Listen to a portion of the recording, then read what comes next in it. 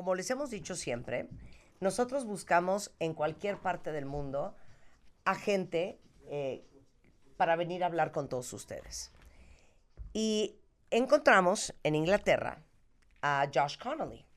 Y Josh Connolly es un coach de resiliencia y uno de los defensores de la salud mental más influyentes del Reino Unido. Es speaker en la BBC, en ITV, en el Canal 5, es coach de respiración certificado. Pero les voy a decir en realidad a qué se ha dedicado Josh Connolly. Se ha dedicado a ayudar a personas a superar el trauma de las relaciones tóxicas con sus papás. This can be a very controversial subject because in Latin countries like Mexico, we are a very tribal society, and family tends to be the center of absolutely everything. And we grow up hearing sayings like, nobody will love you like your parents do. Nobody has your best interest like your parents do. And nobody knows you better than your parents. And under these premises, many people out there have been profoundly abused by their mother and father.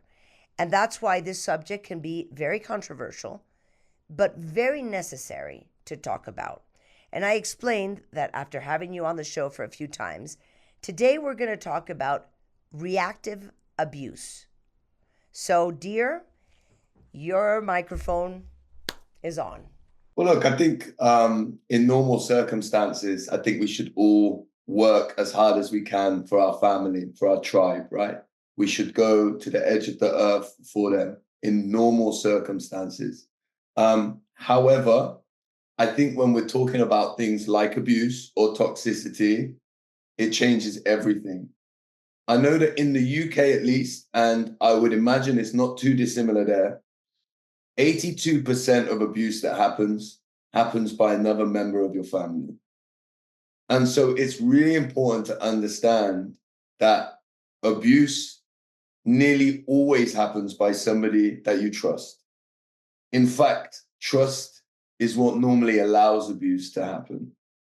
Yeah. And so it's really important to understand that if abuse is going to happen, the likelihood is it will happen from somebody within your family.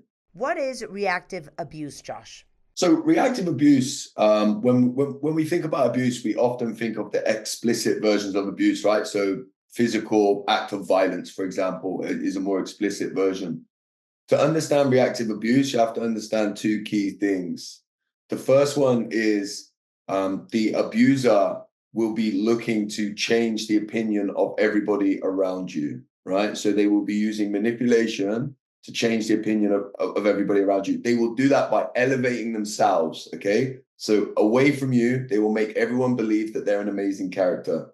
The second thing that they will use is passive aggression. So they will be aggressive to you, but it will be subtle changes in voice, subtle changes in their facial expression, enough for you to know that what they're doing is being evil to you, right? And then when you react appropriately to that, then they will jump on you, right? And that's where you will receive the abuse because you will look like the crazy one. Give me a couple of examples of both things, just for more clarity. So if we're thinking of a toxic person, they will often be very charitable in their nature. They might do volunteer work, right? So within their community, everybody sees them as a pillar of society. They make themselves the center of the universe by doing nice things when they're putting on a show, yeah? And then, so that's an example of how they will make themselves nice. Mm-hmm. Passive aggression is, a prime example of this is when somebody might use what sounds like an endearing term, but in a bit of a manipulative way. So they might call you dear. Now, my dear, yeah? To everybody around, it seems like they're being endearing and they're being nice to you, but you know them well enough to know what they're actually doing is creating separation. They're placing themselves above you. Yeah. However, you pair them two things together. If I become angry in my reaction to that, I will be labeled as the crazy one. I will be the one that is ostracized. Okay. Of course. So that is reactive abuse. It's manipulating the opinion of you. So how often and how does that happen between parents and children? with parents, if the parent is a toxic person, this is something that is consistent and is in every day of your life if they're a toxic person, right? Because we often hold parents in a bit of a hero status, right? We give parents, perhaps rightly to some degree, we give them so much leeway, yeah, because we know how hard parenting is, how many mistakes parents make, all of that kind of stuff, yeah. So it becomes very easy for a toxic parent to hide behind that veil, behind that guise. And then you have to understand that I've given you an individual way that it can happen, but it will also happen on a larger scale through things like the smear campaign. Yeah. So if I can just explain the smear campaign quickly, that is where rather than when they can't control you, they control the narrative of you. So then they will go around telling everybody, I just love them. I'm just doing my best. I'm just, all I've done is love them and raise them since they were born. And then when the door is closed and nobody's there, they're vile, they're horrible, they're nasty. That's where the insults come. And then they will only speak nicely about their child to everybody around, so that when their child or adult child perhaps says to somebody else in the community, my mum's really not very nice to me, all that person hears is that, and then the version that the mum or dad has said, which is where they've only been nice about the child. So it manipulates the people into thinking that the child is the problem. Reactive abuse is an immediate reaction to being mistreated by somebody else. And as you said, we give parents amazing leeway to be however they want to be with us, assuming that they always have the best intention. So I imagine that it takes a lot of time for somebody to become reactively abusive or to react to abuse, because for many years you think that that's the way it is, and this is the way love goes, and this is the way parents are, and everything is with the best intent for you. We learn about love from our parents, right? We learn about what love is from our parents. So when you're a child, your normal is your normal. And so if you've grown up with a parent whose only intention is keeping themselves at the center of their universe, right? Then as a child, you would have learned that the only way for you to receive love from anybody is for you to desperately try and be good enough. And so by the time you're an adult, having grown up in that, you are chasing your parent. You're chasing this person. You're trying to receive their love. You're doing your best, right? And so when you do react, it's not just a one-off reaction of anger. It's years and years of desperately trying to be lovable. Why are narcissists, Josh, the number one users of reactive abuse? It keeps their innocence. Because a narcissistic person or a toxic person, they want to be center of the universe, right? They want to be loved and adored by everyone, or seen as the victim by everyone. But how do you identify if your mother or father is a narcissist? I tend to use the word toxic because if we go to narcissist, right, then we are potentially looking for a diagnosis.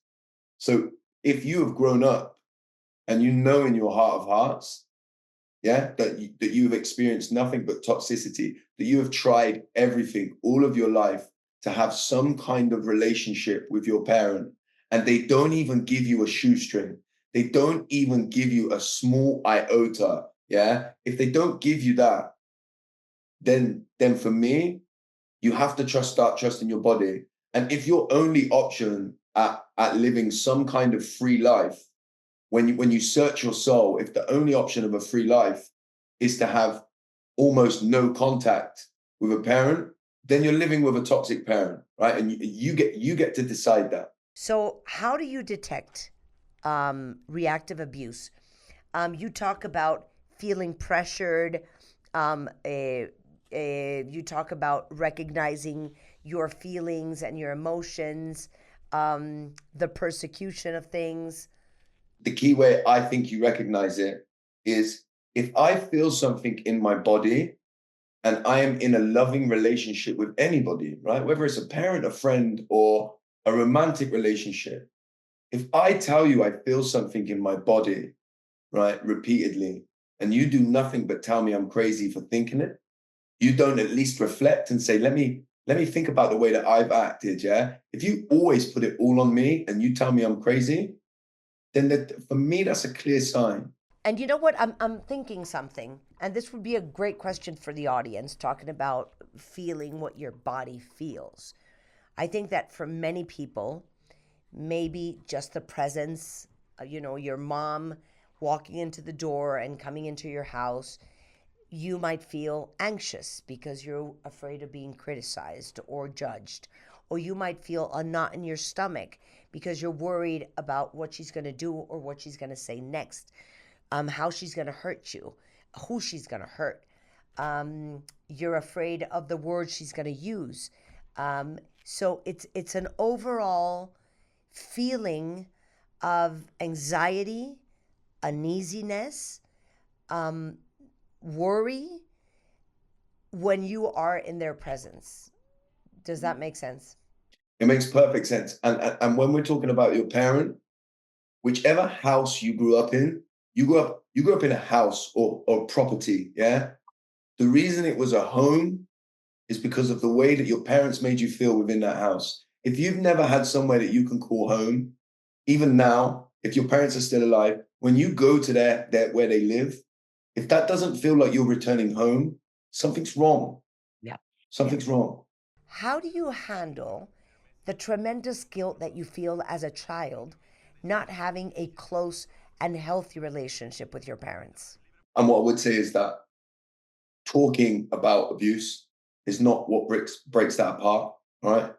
Abuse breaks it apart. And when you talk about guilt, to come to your question that you said, I think most children, you're not experiencing guilt. Guilt says I've done something wrong, right? Guilt says I've done something bad. Shame says I am bad. Shame says I am wrong. If you've grown up with a toxic parent, you're not guilty of anything. You're experiencing shame.